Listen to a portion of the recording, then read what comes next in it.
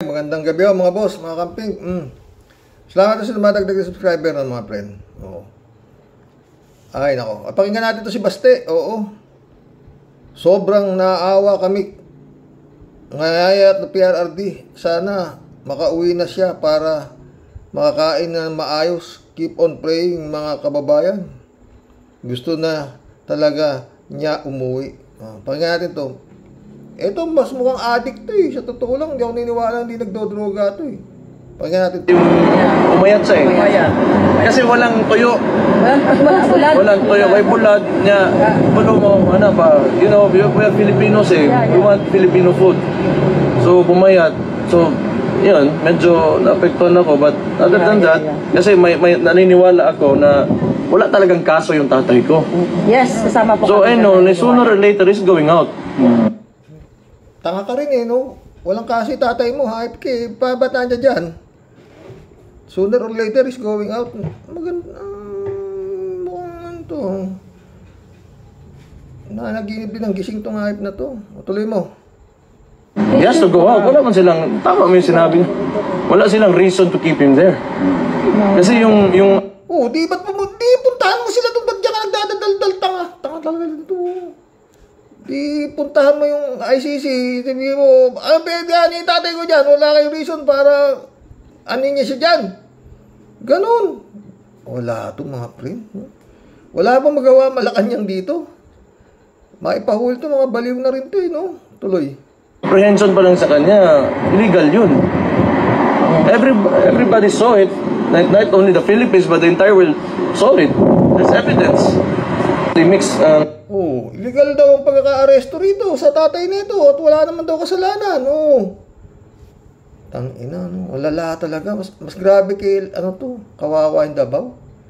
Emotions ko. Kasi, tatay mo yan eh. He's 80 years old. Sabi niya nga 84 siya. Oo, tatay mo nga yan. Nung magawa natin, gagawin tatay mo. So, it must have felt 4 years na siguro sa kanya doon na nasa loob siya ba? Hindi natin alam, di ba? So, we try to insist na 80. So, sinasabi niya 84 daw siya. But it's only been, what? A couple of months. 83 days. Yeah. So, yun. Well, I think at that age, siguro he's been a very popular former president ever since he came down. Yung wala namang nakakuha ng ganung trust rating. Even... hawak na yung gumagawa ng trust rating eh. Natanga mo naman masyado. Ay nako. Ewan ko sa iyo. Sa buong mundo. So, yung... Sa totoo lang, dami ring natataka dyan sa rating na ito si Duterte. Oo. Natuloy mo. Wala raw kasalanan yung tatay niya. Putang ina. Sino may kasalanan? Yung mga namatay. Na war on drugs yung tatay mo, yung nga may kasalanan. Tangina. Papamura ka sa mga hayop na to, totoo. I really think it doesn't deserve this. Hindi naman talaga perfecto lahat ng administrasyon, lahat ng mga dumaan na presidente, pero sa totoo lang, Baste, sa lahat ng dumaan na presidente, yung tatay mo, ang ewan ko kung anong klaseng presidente yan, mamamatay tao. Ha? Manyak. Ha? Pero ewan ko anong nangyari sa Pilipinas dito, no? Utang ina. Grabe. Tuloy mo. why would you do this to a person that he clearly na pinakita niya sa mga tao on how you love your country? So, you know, Puta, ganun pala magmahal sa country. Papatay mo lahat yung 30,000 ba? O pati, mukhang pag lumalim-lalim Baste ang investigasyon. Baka damay pa yung tatay mo rito sa mga pagkawala nito sa bungero na to eh. Bata ni dati si Atong Ang eh, ha? Wala talaga. Pero alam mo mga boss, maraming inuumbestigahan, no? Itong Blue Ribbon, itong Quadcom nito, Senado nito, pero wala yatang natatapos. Ano nangyari doon sa General Barayuga na pinatay? Ang tagal din nun.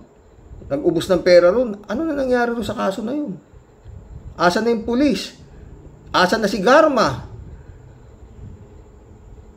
Sana. Wala eh, no? Ano nangyayari, no? Tuloy mo, Baste. During his term, like I said, di naman sa perfecto, but he always emphasizes the love for country. And yet you do this to him. Di ba? Tangina. Emphasizes the love for country, putang ina ka. Yung tatay mo, pinakaungas na naging presidente, sa totoo lang, at kayo. Tatay mo, minumura yung Diyos eh. Oh, pati yung papa, minura lahat. Putang ina. Yung West Philippines Sea, pinabayaan ng tatay mo, kayo, putang ina talaga. Mapapamura sa mga hype na totoo. O, tuloy mo, galing. So yun ang naramdaman ko na it's really so unfair that they did this to him. A lot of people, sir. Ibig mo sabihin, utang ina. Napakatanga nitong gobyerno ni Marcos at pinapalabas mo, unfair yung gobyerno ni Marcos. Yun ang sinasabi nito eh. Tang ina talaga itong mga to. Wanted to know if the former president is active, naglalakad ba siya, o may activities ba siyang ginagawa, because a lot also are afraid that with his age, tama naman yung iniisip natin na gano'n kasi nga matanda na siya. But siguro, I think on some days he's okay, on some days maybe not. Gano'n naman ang tao, wala naman talaga consistent dito sa pagdating sa kasiyahan at sa kalungkutan, di ba? So, it's like anybody else. This is just an ordinary person at the end of the day. So, you know, whatever, kung ano man yung mafe-feel ng mga tao na nakakulong, then he goes through with it. But he's a strong guy. He's a, yeah. So, there's a lot of reason for us to be optimistic about Yes. About this inside. So, you know, like, yan, kasi kami, mga pamilya, nakikita nyo naman na pumapasok kami. So, pag nakikita namin kayo, you know, that love that you have for him, yung energy nyo dito na hindi nawawala, it goes inside. It goes inside. Kasi kinukwento namin sa kanya lahat. Maraming salamat sa inyong lahat, sumusuporta sa tatay ko. It means a lot to the family. Like I always say, kung wala kayo, wala na rin kami dito ngayon. Because mahirap talaga yung sitwasyon. It's been very unfair from the beginning, but we're still here because of the support that you're showing us. Laban lang po. Oh, so thank you. We will continue fighting for you also. Thank you, Mayor. Sabi ni Pangulong Marcos, gusto raw niya tayong pagkakasundo sa inyong pamilya kahit wala namang pahayag mula sa inyong panig. Pero iginiit niyang dapat walang kondisyon ang reconciliation. Kahit nanawagan ang taong bayan na dapat reconciliation natin. Ano po ang Tinatanong ng isang reporter ba ito? Ano ba itong hype nito? Yung tungkol sa pagiging reconciliation daw gusto raw ni Marcos na reconciliation. Tingnan may sagot ni Baste, Tangina. So, sa pagkakaintindi ko, gusto niya na may reconciliation pero walang condition, meaning walang terms, di ba? Kainin na yung reconciliation niya. Wala yan. Kainin mo lang daw reconciliation mo, bongbong. Wala yan. Puta, alam nyo mga friend. Sa mga lugar. Gaya dito, yung mayor dito. Siyempre, malapit ka sa presidente. Hindi yung ginagalito ng presidente. Dahil, maasa ka dyan Pagka, pwede ka lumapit, diba? Pero itong mga hayop na ito, talagang grabe ito. Binababoy nila yung presidente ng Pilipinas. Walang ginagawa yung presidente. Diba? Tuloy. He's been lying since he became president. Kita mo. Ano mo? Bongbong. Ikaw daw sinungaling. Mula nung ikaw naging presidente. Kung di ka ba man tanga, putangin na kayo. Magkakagrupo kayo nun Kaya nga, vice-presidente yung kapatid mo, di ba? Kung hindi lang napabibigyan ngayon, nakamputangin na. Daldal kayo ng daldal. Ganyan kayo. Gusto ninyo, susunod sa inyo yung presidente. Di ba? Putangin na. Pag nakita to ni, yung nagmumura sa mga hayop na to, bugbog na naman sa mura to Tuloy. Tingnan nyo gusto niya reconciliation. Ang 20 niya nga bugas, ang tudgaron puta. Putang ina, binanggit naman. Gusto niya reconciliation, 20 na bugas. Putang ina talaga ito, tanga-tanga itong hayop niya ito. Bigas na naman, putang ina. Napakalaking bagay sa kanila nung ano, no, mga friend. Yung sinabi ni Bongbong, ang pangarap niya ay 20 pesos na bigas. Putangin na kayo, kayo, ang dami yung pangarap, Wala naman natupad yung tatay mo, hayop ka. Puro katangahan talaga to, putangin na, anong, putangin na, survey na lang ang bumubuhay sa mga hayop natin, sa totoo lang. Kasi survey, ayaw sila ibagsak ng survey, Tuloy. Wala din, no. He's a liar. He lies so much. Puro kasinungalingan yung Puro kasinungalingan ka raw, Bongbong. Wala ka bang gagawin dito sa hayop na to? Siya lang ang matino. Tuloy mo. Ano yan? And ang style kasi ng administrasyon na yan, press release, sa reconciliation. Ganito yon. Listen to me. Itong nangyari, di ba, pagkatapos ng eleksyon, so naratol sila, sa Binisaya pa. Parang shaken sila with the results. Kasi, nung pagsabi niya, 12-0, papasok sila. Then, ang nangyari, wala, watak-watak. And we do not even know kung saan kinuha ni Bam at saka ni Kiko Pangilinan yung boto nila. Huwag na natin pag-usapan yan because... Putong 12-0, pangako nila. Pagkatapos, we don't even know kung saan kinuha yung boto ni Bam at saka ni Kiko. Putong sa kinuha yung boto, ang dapat sana tanong dyan, sa kinuha ni Bato, tsaka nito yung mga boto niya, putang ina. Ibig mo sabihin, nagkadayaan. Tangina ka, Hindi yung mind, yung ano nila, sa bobo talaga, lulusot to. Yes! Sabi naman ng mga tanga, tangina ito mga to. Grabe. Kaya yung Comelec na yan, sinisisi nila yung Comelec, Sa nyo raw, ginuha yung boto ni Bam tsaka dapat daw ang ipinanalo ninyo. Yung straight Duterte 10. Yun ang gusto nilang mangyari, di ba? Sabi nga ni Sara Duterte. Di sana, senador na si Ipe. Di ba? Tuloy mo, bobo. Pero, di ba, yung resulta ng election, you have the administration, madumi na nga kayo maglaro, tapos ganun pa yung result na nakuha nyo. So, yan mo? Marumi na nga kayo maglaro. Yan pa yung hindi kagaya namin nun. Pag sinabi namin 8 diretso sa Inidoro, yun ang mangyayari. Di ba? Pero malinis sila maglaro. Ganun ba yun? Tangina, sa bunganga nito, nahuhuli itong hype na ito No? Tuloy mo, baliw. Baliw din to, buwang din to. May mass resignation ngayon nangyari. Now, I have this theory. Itong mass resignation, sino man yung na umalis talaga dito? Isa Soljan Guevara, di ba? Yeah. I think that was only a smokescreen to tanggalin si Soljan Guevara kasi they do not want to admit na hindi nila masagot yung mga tanong sa kanila. And I do not know kung ano ang gagawin nitong bagong Solicitor General for the administration. So, yan, puro PR, puro positioning, puro angling sa media, and puro propaganda. That's all that you will get from this administration. It's been 3 years. Tungin na, kayo nga yan Tangina, daldal ka ng daldal. Ano ang ginagawa? Putangina, 3 taon na nga Yung kapatid mo, may naginawa na ba? Kundi manira kayo ng manira sa administrasyon. Nako, Bongbong. Pag ito nakabalik, kawawa talaga itong Pilipinas na to. Lalo-lalo na ito si Bongbong. Tuloy mo. Baliw. So it's been like that. So do not expect that things will get better dahil sa sinabi niya may reconciliation and that he's trying to man up and no. Like what PRD said, and it clearly shows, ngayon midterm na ito, that he is weak. And nakita natin yan ngayon sa midterm elections na talagang weak ka raw, Bongbong. He is weak. Tingnan mo. Putang, pakita mo hindi ka kasi weak. Deklara mo na ng martial law, Davao. Palitan mo lahat yung mga pulis doon. Tanggalan mo ng police power itong gago na turon. Para wala nang idinadada ito. Nangyari naman Nung panahon nila ang patuan, di ba? Dineclare yata yung minartial yung patuan na yan yung lugar nila ang patuan. Dahil nga doon sa pinapatay nila na dami-daming mga reporter, di ba? Nawala ng power yung apatuan, nahuli, pinasok, lahat, pinasok. Ganun ang dapat mangyari sa Davao Di ba? Wala Pakita mo, Bongbong, na hindi ka weak. Binababoy kayo. Tuloy mo. Nasa. Mayabang pa, magsabi ng 12-0, 12-0. Talong.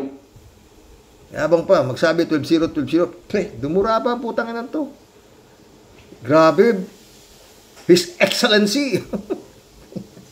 Patay ka lang yan. Tuloy mo, baliw. Kandidato na.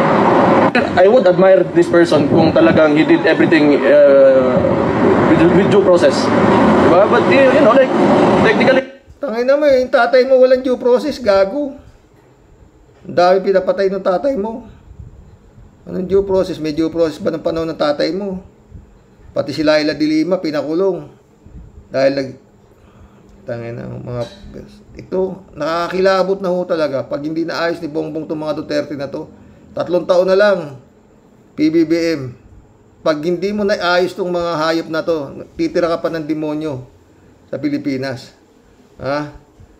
Tuloy. If we talk about the case or you know, like we review what happened, what transpired during yung ginawa sa kanya with KOJC and lahat, it's nothing. Okay, tamo, yung KOJC.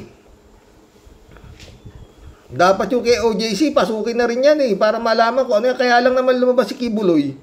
Dahil nakakita nila na talagang nagbigay na si, paulit-ulit ako, nagbigay na si General Torre ng ng ultimatum. 24 hours kung hindi, talagang, Kaya sigurado, puta, lumabas ka na riyan, tanga. Baka kung ano pa makita sa loob, tsak na merong illegal dyan sa loob ng KOJC na yan.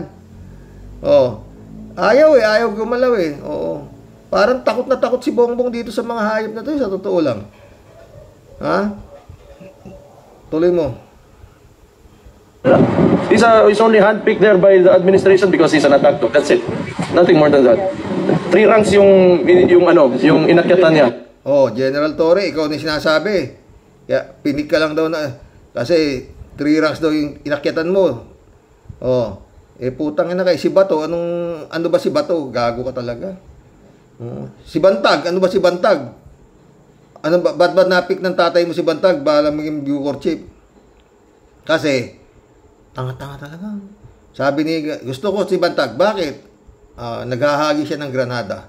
Marami hong investigasyon na puro wala hong puro umpisa, walang tapos. Walang tapos. Yung Bantag, yung lalaki confidential ba? Hindi nyo alam kung nasan pa rin hanggang sa mga oras na to si Bantag.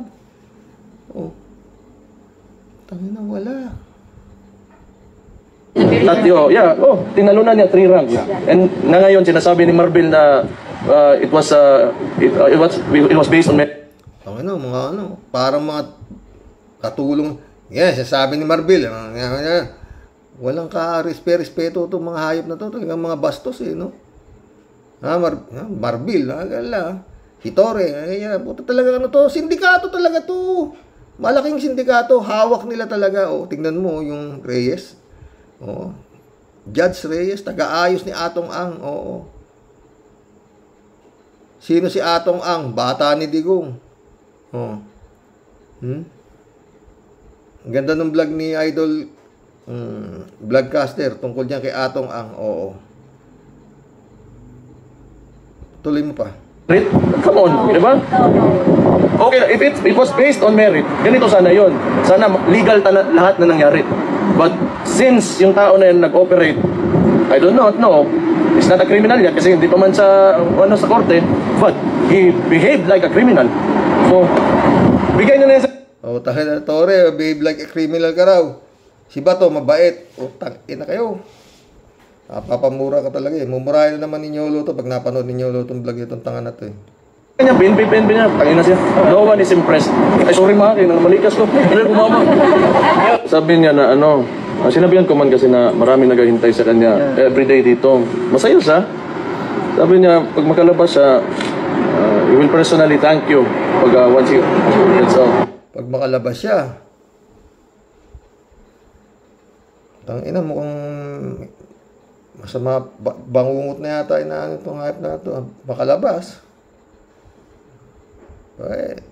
Pwede siguro kung nasa Pilipinas yan, baka nga makalabas yan. O kasi yung kaso ng kapatid mo, baka ma-dismiss. Ganda nung pinanood nyo yung kay Atty. Enzo saka si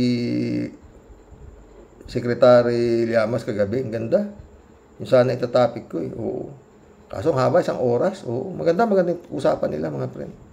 Tungkol din sa putangin ng impeachment na yan. Na mukhang walang mangyayari. Tuloy.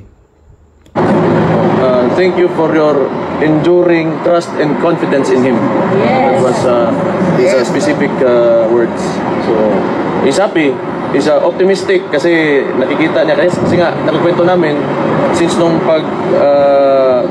illegal arrest niya until now, maraming sa inyo talaga, lalo na rin mga OFW. Puta, sana napapanood ng ICC itong mga pagdadaldal nito. Illegal arrest daw. Utang ina. Talagang mga baliw eh. O, tuloy. May kaso, tanga. Tanga-tanga nito. Dapat talaga yung Davao, isa ilalim na muna sa martial doon. Para malinis itong mga basura na to doon. Oo, grabe. Sindikato ito, malaki ito. Oo. Takin mo yung Supreme Court. Nakialam doon sa, yun ang topic, itatapik natin sa bukas eh. Nakialam, di ba? Topic ko na yung kapon. Nanalo yung mga senador dahil yung gusto nila na Supreme Court ang magde-decide, nangyari. Di ba? Yun din ang topic nila, Atty. Enzo kagabi. Tuloy mo, baliw. Na kung kahit nasa iba-ibang lugar, all over Europe and some New Zealand. Yeah, New Zealand, no? All over Europe, yeah. So marami sa atin na hindi from Netherlands, but from really far away. England. So England, New York, Sweden, Germany. Kakahiya, putang ina, nagkalat yung tanga pa rito sa buong mundong mga Pilipino. Kalat pa pala yung mga buong mga ito. Mga tanga, no? Tuloy mo, baliw. Ako Davao. So aware siya na gano'n yung sitwasyon. So I think he's happy. Though, kasi nasa loob siya eh. That takes away a lot of strength from you. But knowing that you are here, I think may bibit-bitin siya sa tulog niya na alam niya may nagmamahal sa kanya at lagi nagsusuporta. So malaking bagay, kahit sa amin din, kami pamilya kami, yung tatay namin dyan, yung husband niya. Kita niyo, kikinig, di ba?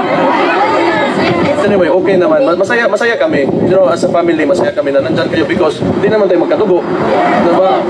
Nobody ever told you to do this. No. Okay, tabo. Kung nakakaintindi kayo mga tanga, masaya kami dahil ang dami yung tanga, maski hindi naman tayo magkadugo. Tanga pa rin kayo na naniniwala sa amin. Di lang madiretso na ito eh, no? Tatawanan na sila. Yung mga gunggong dyan, pinagtatawanan na ito mga Duterte eh, di ba? Diba sabi nga yung asawa ni Digong, sabi ni Duterte, you go home. Tangin na, mga bab talagang tindi na, katangahan, no? No, that you're doing this because gusto nyo lang and you really believe in him. Yes! Yeah. So, maraming salamat sa inyo. Wala akong masabi. Siguro kung walang ganitong klaseng support from the Filipinos, ayaw ko na rin. Ang hirap eh. Ang hirap na sitwasyon. We are against an entire administration. So, pero pag wala kayo, wala. Baka bukas nga, wala na ako. Diba? Hindi natin alam eh. But I know that my father, and especially my sister also ngayon, na nandyan pa, is protected by the people. If you truly believe in the governance of Rudy Duterte, may anak pa naman siya dyan, isa yung kapatid kong babae. Kung gusto niya ipatuloy yung tunay na pagbabago, pilitin natin na tumakbo ito noong 2028.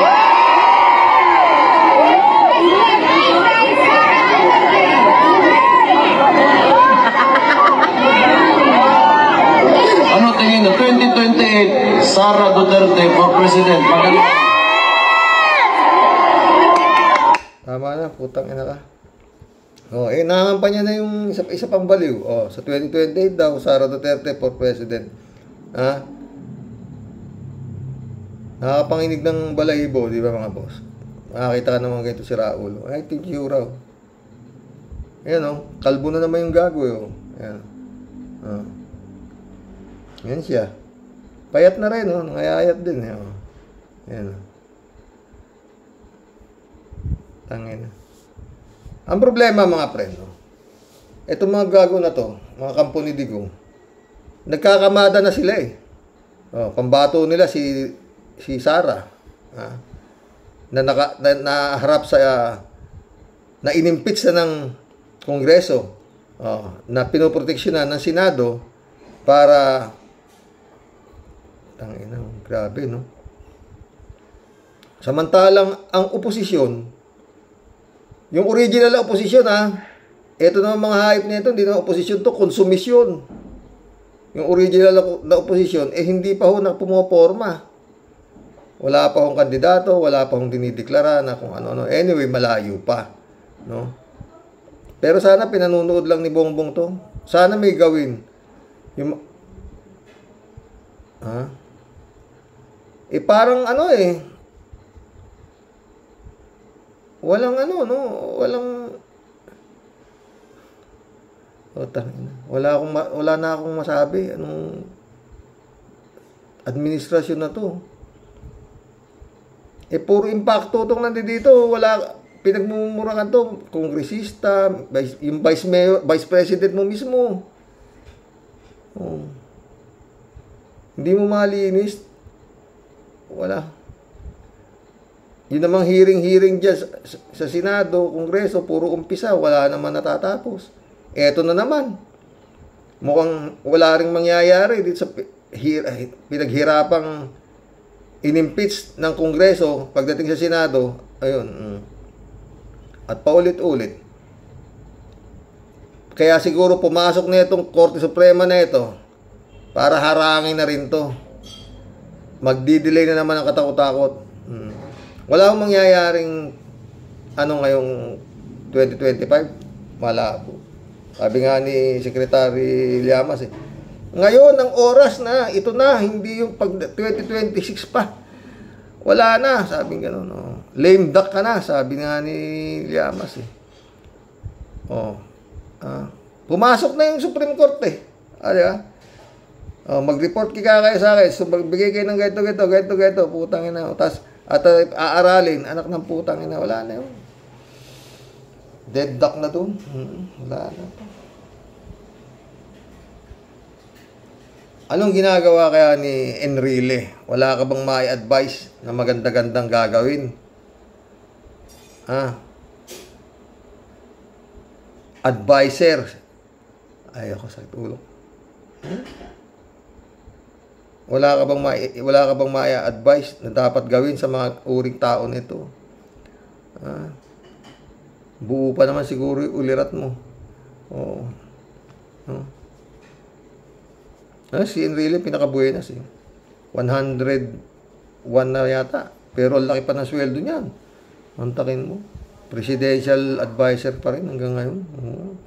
Pero dapat mag-advise ka naman na maayos. Para malinis na ito bago mawala si Bongbong. Hindi naman na. Sino tatakbo? Wala naman. Hindi na tatakbo si Bongbong, di ba? Hindi niya man kaya ideklara martial law. Para kagaya ng tatay niya, pagdeklara, I now declare martial law. Huli lahat! Puro warrantless arrest, lahat ng kalaban ng... sarado yung putangin ng Senado na yan. Kongreso na yan. Sarado lahat yan. Pati mga radio station, sarado lahat. Hindi niya naman kaya yan.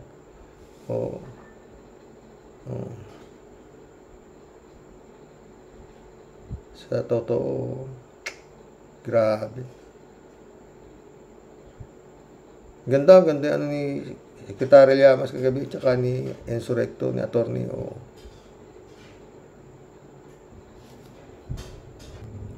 Nangihina na ba si Digong, Baste? Baka bigyan mo ng isang ganito yun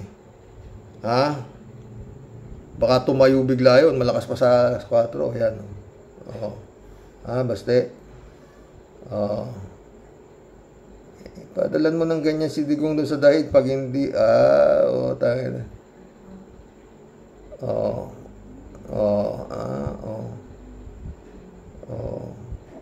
Pag hindi, malakas pa sa kabayo tatay mo.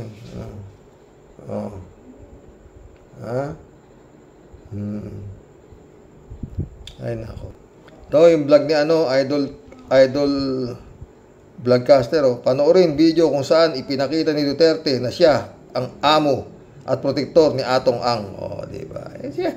Gaganyan ba naman si Atong Ang ng ganun-ganun lang? Mga friend. Magkulab na tayo. PBBM.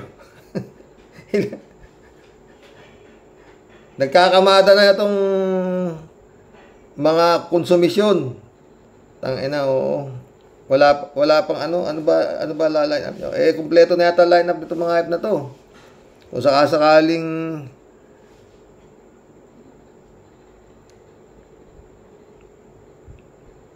pero hindi ma-acquit, hindi makukumbik si Sara eh. Maski pa itihaya nyo na lahat ang invitation dyan, maski matuloy ang trial, pero malabo matuloy yan. 16 yung abogado, plus kanila pa yung Senado. Maliban na nga, taong bayan ang dapat nang gumalaw. Sa mga oras na to, dapat pinakalampag na ninyo. Yan si Chis Escabero. Magkulam na tayo. Librado to Bigo, shout out. Blessed Saturday morning, Karoks, and to all warriors watching from Edmonton, Alberta, Canada. God bless po, stay safe and healthy. Si Queso Escudero, ang gago dyan. Sabi ng kaagad-agad, with dinelay ng dinelay, di shit din pala. Yung ungas na yan. Leching Hinduropot, chupi. Mag-resign ka na lang, Escudero. Nakakahiya, gago. Mag-resign niya. Siya pa nga ulit na Senate President, baka kala mo. Si Bam Aquino, saka si Kiko Pangilinan, mukhang, ay, nakakadismay ka. Librado Ludovico. Yan ang topic, kahapon paggabi, Yan si Kiko, tsaka si Pangilinan, putangina. Kumampi pa kay Escudero. Putangina, ano ba yan? Librado Ludovico ito. Yan lintik na impeachment na yan. Dapat sa kalsada ng PI yan.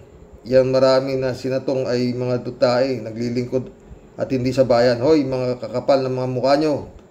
Taong bayan ang nagpapasahod sa inyo. Mga ulul, tamaan nawa kayo ng kidlat. Ay, ulo ni Librado. Michelle, Edwin, Mike, shout out my friend. Rick Ignacio, shout out Sa totoo lang, magaling ka. Sa totoo lang, magaling kang himay-himay ng talakayan. Itong si Kabunyog minsan hindi rin tama. Sa Senado lang ang diferensya. Diba? 3J Show po, sumagot Shout out 3J Show ka ha? Si Kaenso nga ang nagpapaliwanag ng mga kalokohan ng Senado. Ipinaliliwanag niya ng maayos kung ano ang dapat gawin ng Senado na ayon sa konstitusyon. Magaling nga si Kaenso dahil hindi siya bias. Hindi kasi sabi niya,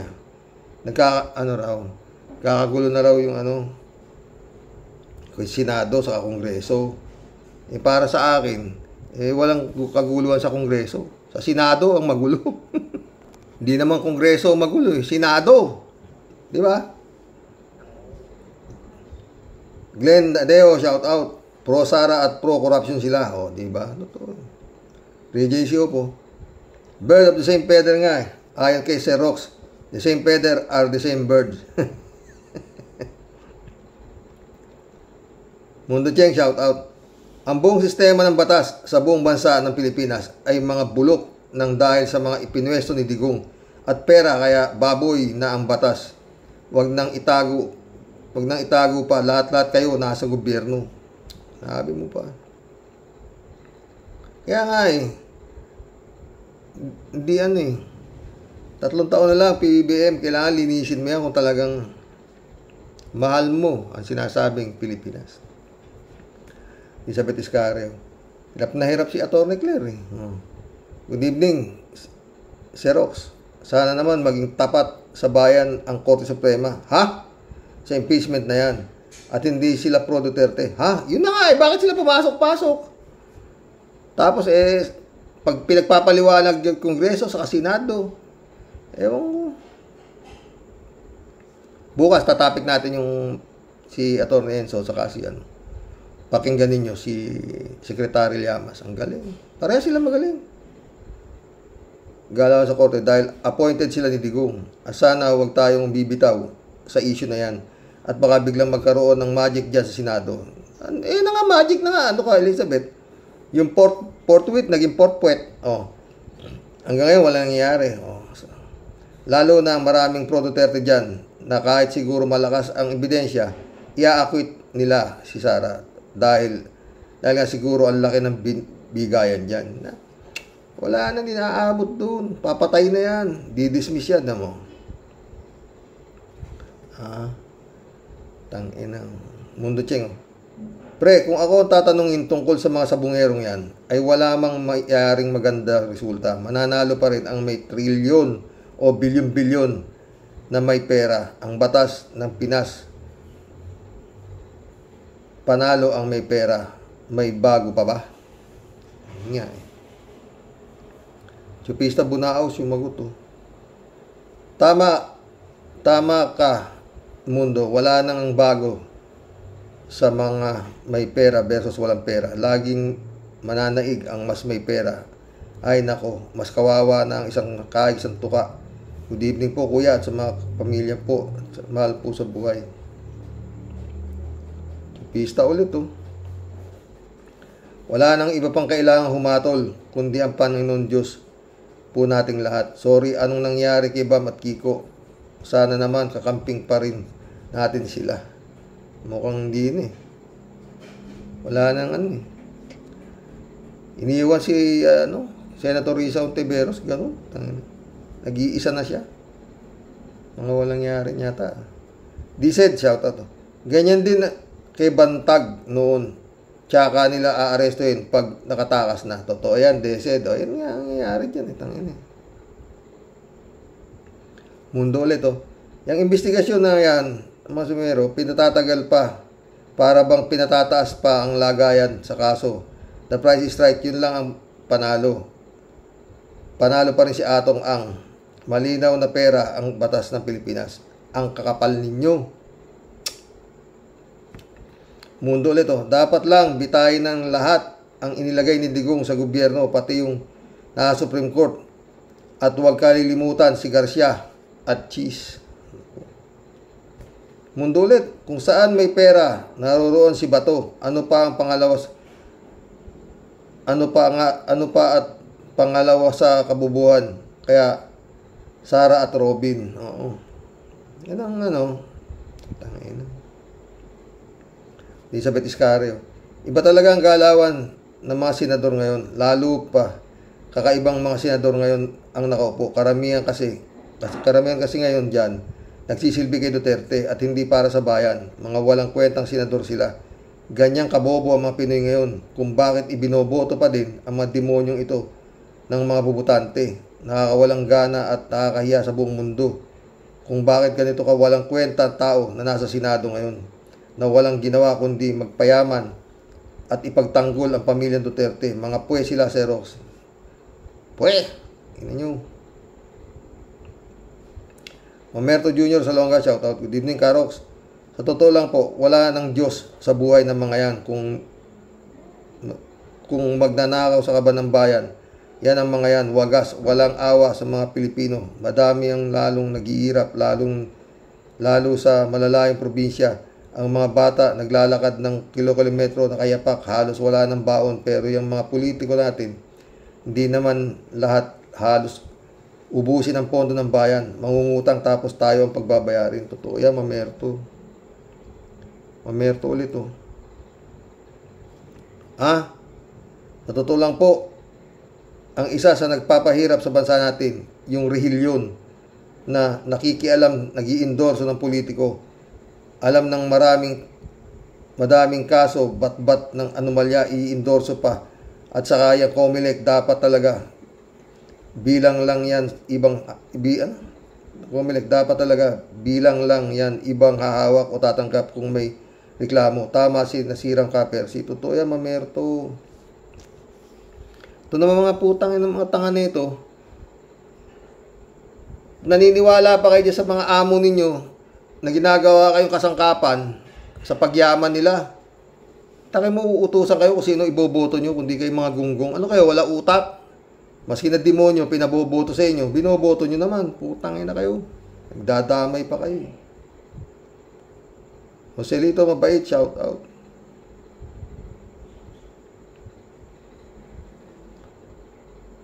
Friend Shervin Sapeda, shout out. Christiansen, July 7, Alcantara, shout out sa inyo mga friend ha.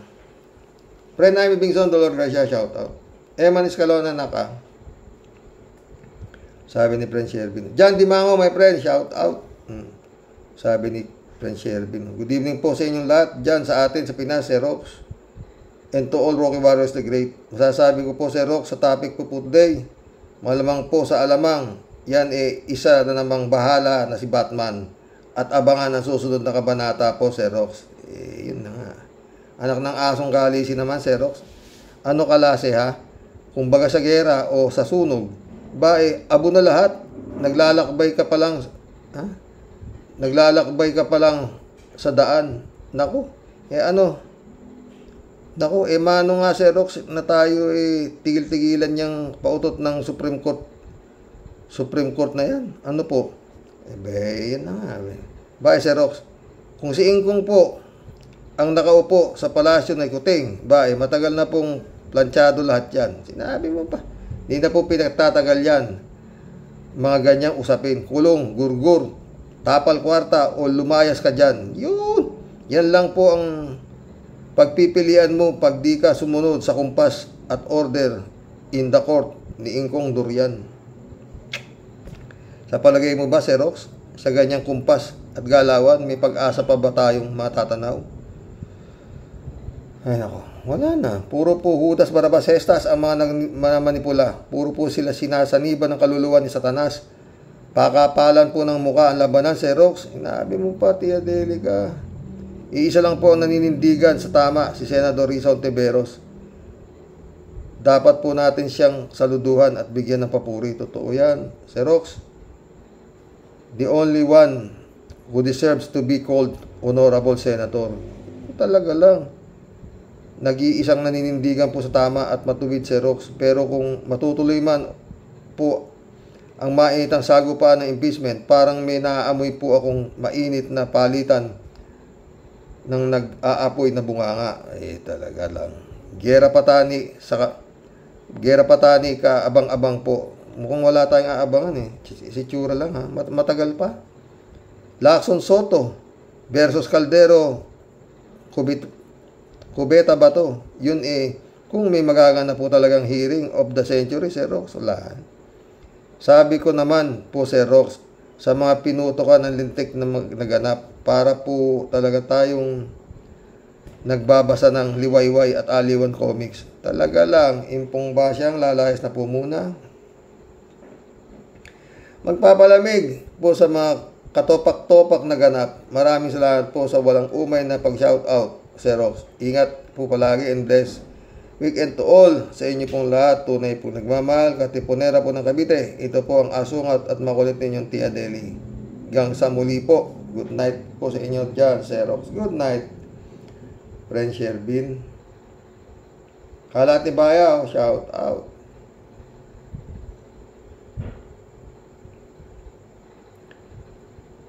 Hello mga bear, beware. Always. Okay siya, friend. Sam AJ, shout out. Karox. Palagi ko, investigasyon ng ICC, maaring sumama yan. Yun nga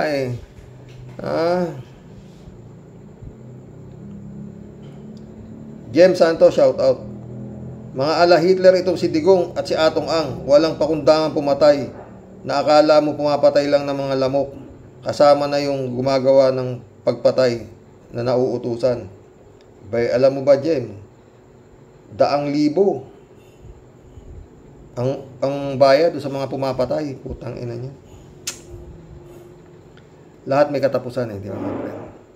Alberto Olaer, shout out. Karoke, sabi nga ni Luke Espiritu, si Digong Duterte, bitayin patiwarik hanggang malagutan ng hininga at ihulog sa ang katawan niya sa Taal Lake. Katulad ng mga sabungero, hindi na naawa ang mga kamag-anak ng mga sabungero, Karoke. Totoo. Kawawa talaga. Mary Lebron, shout out. Good morning from Baguio City sa Rox. No skipping ads. Salamat. Ramon Valencia, shout out. Bossing, mababa lang ang pinag-aralan ko, pero yung mga boto na nakuha, ay mga buto na nakuha sa Taal, ay siguradong mga buto ng tao. Mga bobo na lang ang hindi maniniwala. Alam nga namang buto ng aso o pusa. Yung samantalang pwede namang itapon yun sa basurahan. PI, mga bobo. Ang sarap pala kagaya mo, Raul.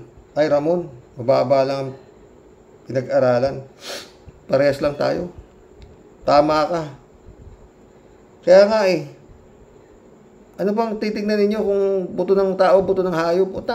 Ilalagay pa ba sa sako yan kung hayop yan? Ano ba kayo? Ewan ko sama amoy ko. Ramon. Ikaw ba? Ramon Valencia ulit Buong aso nga o pusa. Buong aso nga or pusa nga ang patay kung saan lang tinatapon. Diba? Totoo. Sagasaan nga lang.